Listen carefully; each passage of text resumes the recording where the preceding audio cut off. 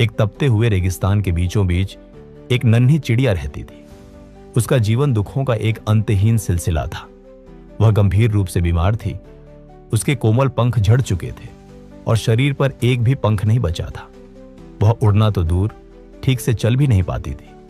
न रहने को घर, न पीने को पानी और न ही खाने को दाना। वह बस जलती हुई रेत पर अपनी मौत का इंतजार कर रही थी। एक दिन एक सुंदर सफेद कबूतर उस रेगिस्तान के ऊपर से गुजर रहा था। वह बहुत खुश और शांत लग रहा था। चिड़िया ने हिम्मत जुटाकर उसे रोका और पूछा, भाई, तुम कहां जा रहे हो?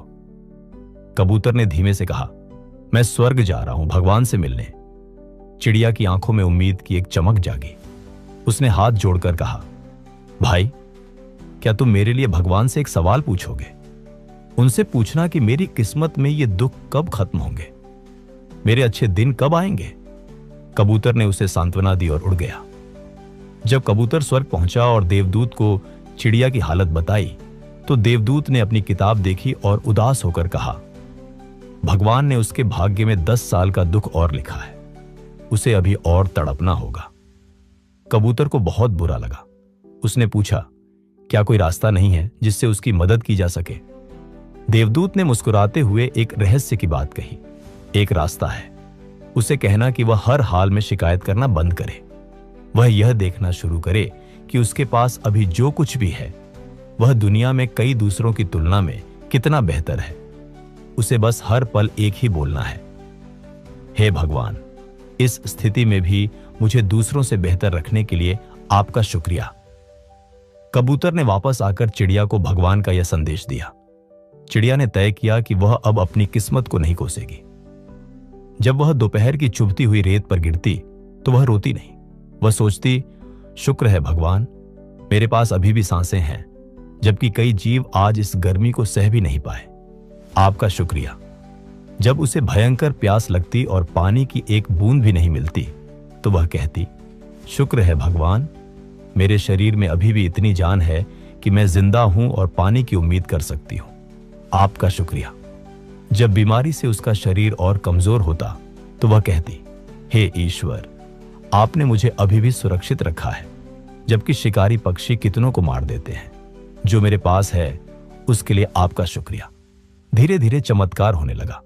जहां चिड़िया शिकायत करती थी वहां अब शुक्रिया के शब्द थे। जैसे जैसे उसका मन हल्का हुआ, उसके शरीर पर नए और रेशमी पंख आने लगे। देखते ही देखते उस सूखे रेगिस्तान में काले बादल छा गए। मूसलाधार बारिश हुई और वहां एक सुंदर तालाब बन गया। चिड़िया अब पूरी तरह स्वस्थ थी और नीले आसमान में ऊंची उड़ानें भर रही थी। ठीक 10 दिन बाद कबूतर फिर वहीं से गुजरा। वह अपनी आंखों पर विश्वास नहीं कर पा रहा था। जहां रेगिस्तान था वहां अब हरियाली थी। उसने तुरंत स्वर्ग जाकर देवदूत से पूछा, आपने तो कहा था उसे 10 साल तड़पना होगा, फिर यह 10 दिन में कैसे मुमकिन हुआ? देवदूत ने गंभीर आवाज में उत्तर दिया, हां, उसके भाग्य में 10 साल का दुख था, लेकिन जब उसने दूसरों की तुलना में अपनी नेमतों को देखना शुरू किया तो उसकी कृतज्ञता ने उसके कर्मों के बोझ को जला दिया। शिकायत करना जीवन को भारी बनाता है और शुक्रिया अदा करना जीवन को हल्का। उसने अपनी सोच बदलकर अपनी किस्मत बदल ली। दोस्तों, हम अक्सर यह गिनते रहते हैं कि हमारे पास क्या नहीं है, लेकिन अगर हम मुड़कर देखें तो हमारे पास जो है वह दुनिया के लाखों लोगों के लिए सिर्फ एक सपना है। आज से ही अपनी कमियों को नहीं, अपनी खूबियों को गिनना शुरू करें।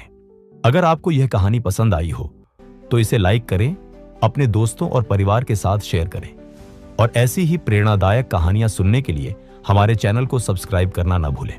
धन्यवाद।